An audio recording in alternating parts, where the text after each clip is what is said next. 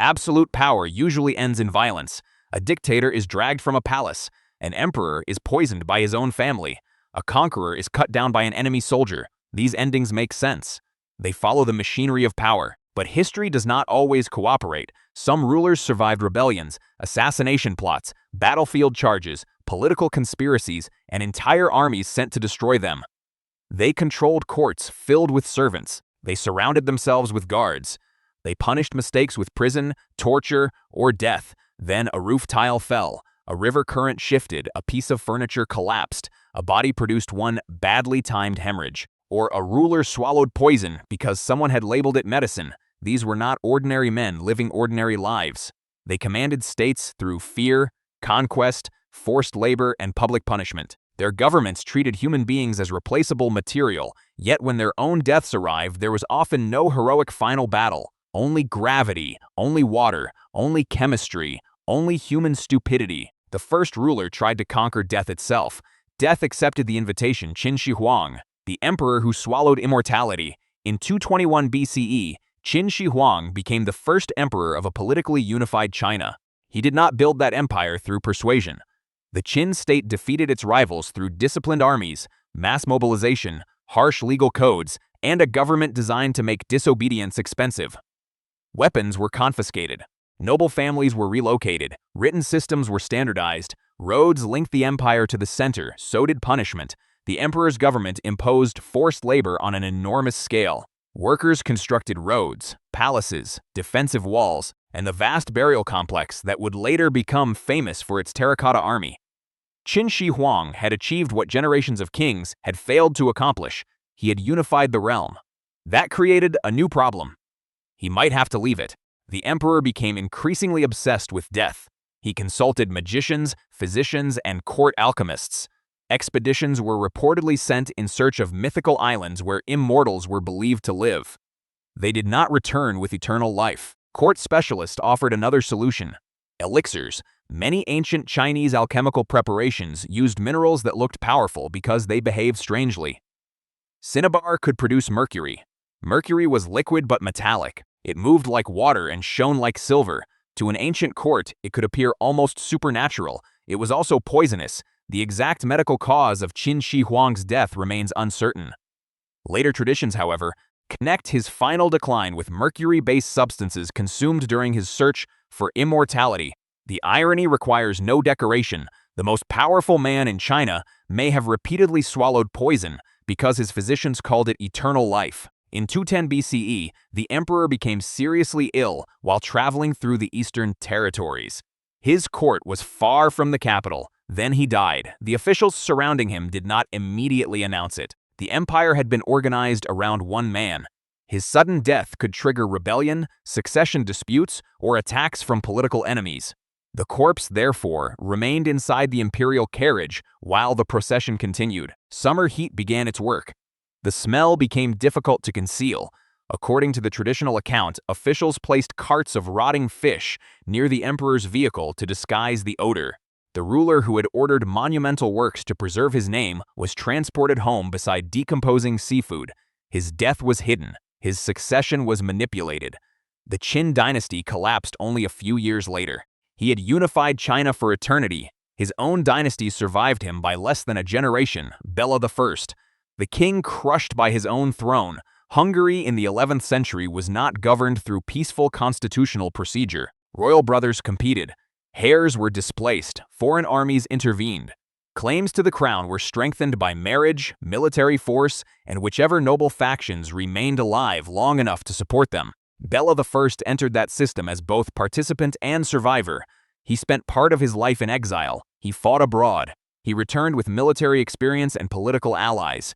His brother, King Andrew I, had originally treated Béla as an important partner and possible successor. Then Andrew produced a son. The arrangement changed. The Hungarian Chronicle preserves a famous scene in which Andrew tested his brother's intentions. A crown and a sword were placed before Béla. The crown represented kingship. The sword represented ducal authority.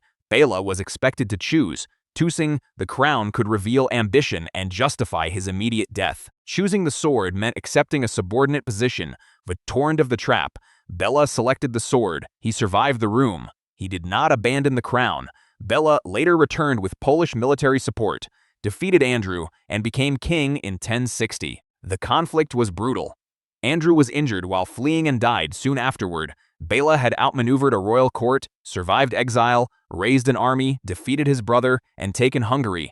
3 years later, the furniture attacked. According to medieval chronicle tradition, Béla was sitting on his throne at his royal manor when the structure above or around it collapsed. The heavy wooden construction fell onto the king. He was badly injured.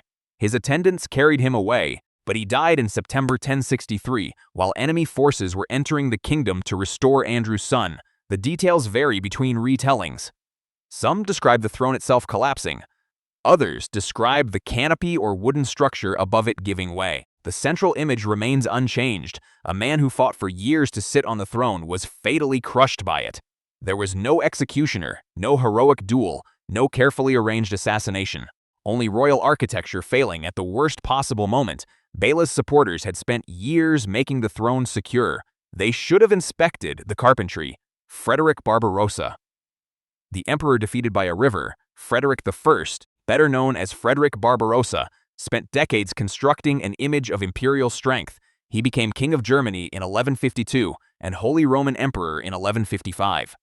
He fought repeated campaigns in Italy, challenged wealthy cities, interfered in papal politics, and attempted to force imperial authority over territories that resisted him.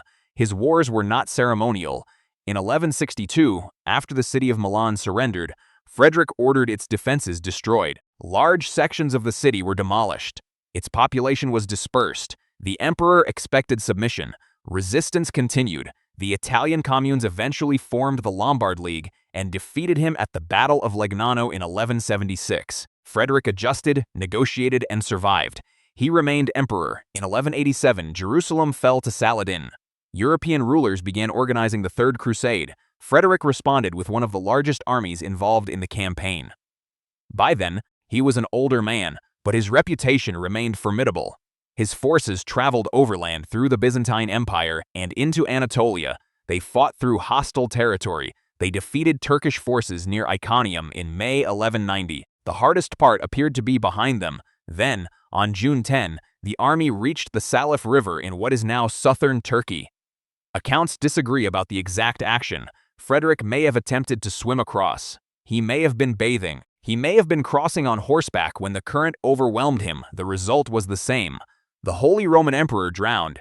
Some accounts suggest that the shock of cold water contributed to his death. Others describe the current carrying him away. Heavy clothing or armor may have made recovery impossible. A ruler who had crossed mountains, negotiated hostile territory, and survived decades of war disappeared beneath an ordinary river. His army was devastated. Frederick had provided unity, authority, and personal prestige. Without him, many crusaders abandoned the expedition and returned home. Only a reduced portion continued toward the eastern Mediterranean. The emperor's body also became a logistical problem. Medieval preservation methods were limited, especially in summer heat. Attempts were made to transport his remains. Different parts were reportedly buried in different locations after decomposition made the original plan impossible. Imperial propaganda had presented Frederick as a new Roman Caesar. The river treated him as cargo. His death did not occur while charging an enemy line. He was moving from one side of the water to the other. He failed, Pyrrhus of Epirus. The conqueror defeated by an old woman's roof tile. Pyrrhus was one of the most aggressive military rulers of the ancient Mediterranean. He became king of Epirus, lost the throne, regained it, fought in Macedonia, invaded Italy, battled Rome, campaigned in Sicily, and repeatedly searched for another kingdom to control. He was talented. He was also incapable of stopping. In 280 BCE, Pyrrhus crossed into Italy with infantry, cavalry, and war elephants. At Heraclea, he defeated the Romans. At Asculum, he defeated them again. The victories were expensive. Ancient tradition credits him with observing that another victory of the same kind would destroy him. The phrase Pyrrhic victory was born from this pattern. He could win battles. He could not preserve what the battles cost. After leaving Italy, Pyrrhus continued campaigning. By 272 BCE, he was fighting in the Peloponnese. A political faction invited him into Argos, hoping to use his army against its rivals. Pyrrhus entered the city at night. That was the mistake. Argos had narrow streets. His army included elephants. Units became separated. Soldiers could not clearly distinguish allies from enemies in the darkness. One elephant was wounded and blocked part of the route. Another searched for its fallen handler, creating further confusion. The great commander had placed a battlefield army inside a maze. During the fighting, Pyrrhus confronted an enemy soldier in the street. The soldier's mother was watching from a rooftop. She saw her son in danger. She lifted a roof tile and threw it. The tile struck Pyrrhus on the head. He fell from his horse. Ancient accounts differ on the precise injury, but the blow left him stunned or incapacitated. An enemy soldier then recognized him and cut off his head. Pyrrhus had survived Roman legions. He had survived political exile. He had survived cavalry engagements, sieges, naval transport, war elephants, and repeated attempts to seize foreign thrones. He did not survive one angry mother with access to roofing material. His severed head was brought to Antigonus II Gonatas, the Macedonian king opposing him. According to Plutarch, Antigonus rebuked the man who delivered it and treated Pyrrhus's remains with respect. That restored a small measure of royal dignity. The roof tile had already removed the rest. Attila the Hun, the conqueror who died on his wedding night. By the middle of the 5th century, Attila controlled a confederation that terrified both halves of the Roman world. Roman officials paid him subsidies. Roman generals negotiated with him. Cities prepared for destruction when his armies approached. Attila invaded the Balkans, extracted enormous payments from the Eastern Roman Empire, campaigned in Gaul, and entered northern Italy. His political system depended heavily on his personal authority. Subject peoples, warriors, and allied leaders remained connected because Attila could reward loyalty and punish defiance. He had survived warfare on a continental scale. In 453, he married again. The bride is usually identified as Ildiko. A banquet followed. The principal account comes indirectly through the historian Priscus and was later preserved by Jordanes. According to that tradition, Attila drank heavily during the celebration and went to bed. During the night, he suffered a severe hemorrhage. Blood flowed from his nose or mouth. Unable to wake or clear his airway, he suffocated in his own blood. In the morning, attendants found him dead beside his frightened bride. There were no visible wounds. That absence later encouraged rumors of murder. Some suspected Ildiko. Others imagined a Roman plot. No reliable evidence proves either theory. The traditional account presents something far less organized. A spontaneous hemorrhage, alcohol, unconsciousness, a blocked airway. The man called the Scourge of God may have died because his own body began bleeding while he was too impaired to respond. His funeral was reportedly enormous. Warriors mourned. Songs celebrated his victories. His body was placed in richly decorated coffins, and the location of the grave was concealed, but ceremony could not repair the political damage. Attila's sons fought over the inheritance. Subject peoples rebelled. In 454, only about a year after his death, the Hunnic coalition suffered a major defeat at the Battle of Nidau. The empire fragmented. Rome had spent years trying to contain Attila. A nosebleed may have accomplished more in one night. Power creates the illusion of exemption. These rulers occupied different centuries, regions, and political systems. Some were kings, some were emperors, some were conquerors governing unstable coalitions, all concentrated violence around themselves.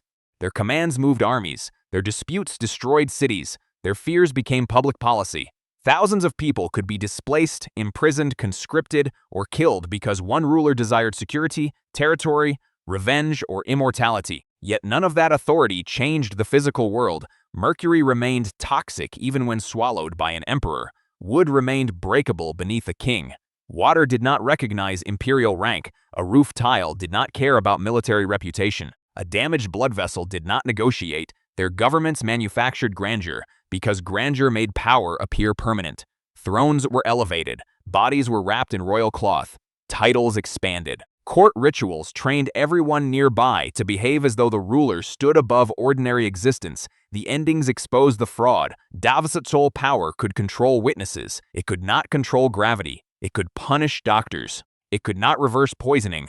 It could order a river crossed. It could not command the current. The final irony was not simply that these rulers died. Everyone dies. The irony was that men who had made entire populations fear them were ultimately destroyed by events too small, random, or embarrassing to appear in their own propaganda. An elixir, a chair, a river, a tile, a hemorrhage. History did not grant them the endings they had designed for themselves. It rarely does.